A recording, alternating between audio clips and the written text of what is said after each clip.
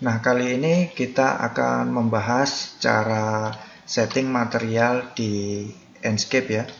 Jadi salah satu alasan kenapa saya memilih Enscape karena untuk setup material di sini sudah disediakan beberapa template, yaitu beberapa kata kunci atau keyword yang Anda bisa lihat di beberapa tulisan ini ya. Nah, jadi pada dasarnya secara default material di SketchUp itu sudah memiliki nama-nama seperti ini. Misalkan ini water ya. Nah, kita bisa lihat di sini water. Nah, di sini kata-kata yang mengandung water. Nah, di sini kata-kata yang mengandung water maka akan otomatis dideteksi oleh Enscape menjadi material air. Nah, dan di sini ada metal.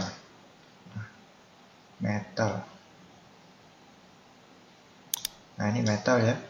Jadi di sini ada beberapa keyword aluminium, lalu metal. Jadi sesuatu yang bertuliskan seperti ini akan menjadi material sesungguhnya ya. Di sini stainless gitu.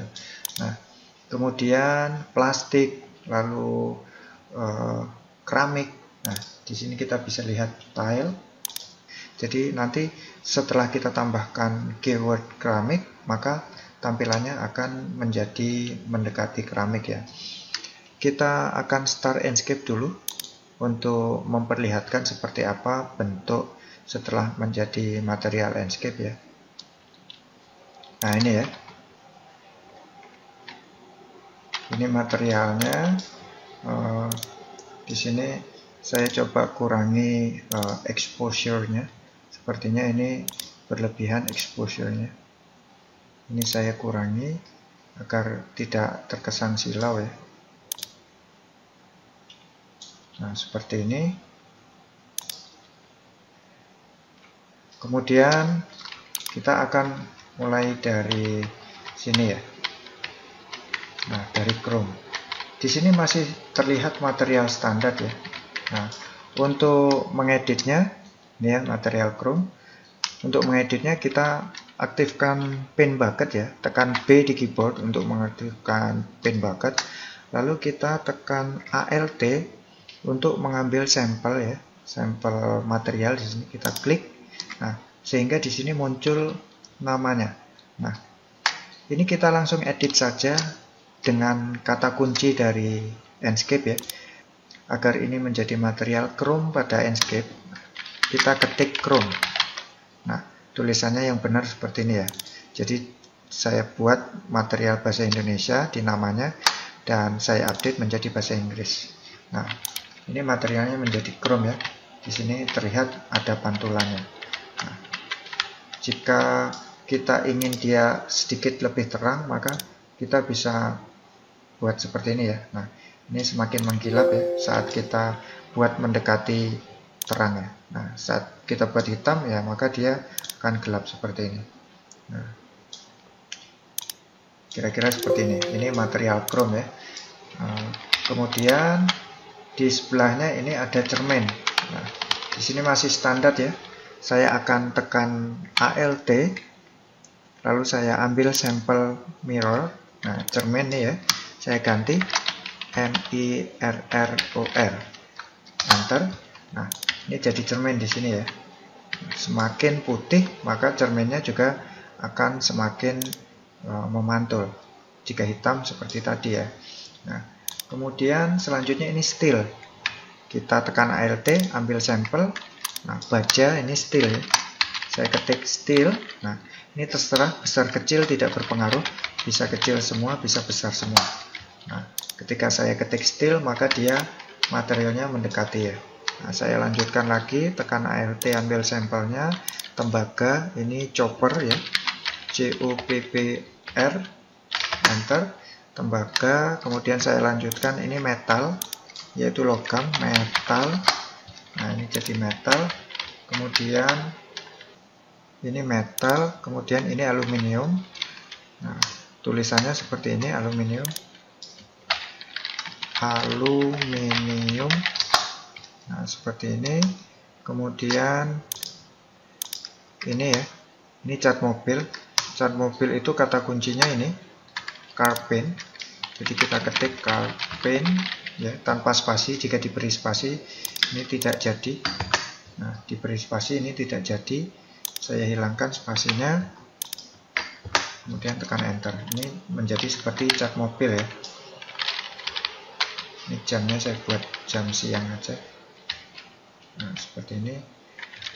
Kemudian setelah itu Carpaint lalu polish.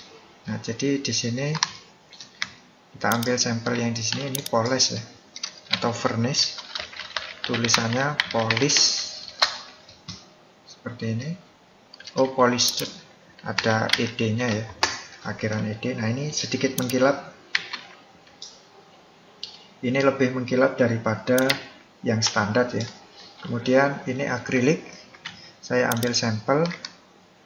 Ini akrilik. Tulisannya ini ya, acryl. Enter. Nah, ini sedikit mengkilap seperti akrilik. Kemudian sebelahnya itu plastik.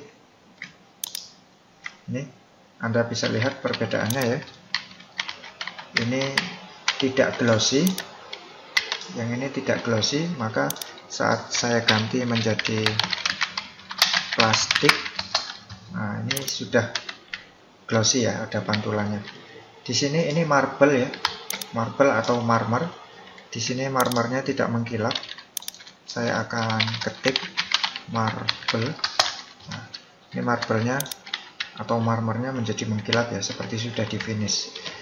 Kemudian di sini kita bisa lihat ada vegetation untuk dedaunan ya. Kita bisa ambil sampel, tekan Alt, lalu saya ketik vegetation gini ya. Nah, lalu kita ambil sampel yang ini, foliage. Nah, enter. Memang untuk dua material ini tidak terlalu kentara ya perbedaannya ya. Kemudian di sini ini ada water, ini ada air, laut dan sungai ya. Jadi kita bisa ambil sampel di sini, kita ganti water. Nah, semua material yang mengandung kata water dia akan menjadi air ya. Kemudian ini juga ocean, laut. Nah, dan ini river. Nah, di sini tidak terlalu terlihat ya. Nah, di sini memang menggelombang airnya. Nah, ini menggelombang. Kita akan bisa melihat lebih bagus di sini ya. Nah, ini saya buat water. Nah, saya coba cari background yang lebih terang ya.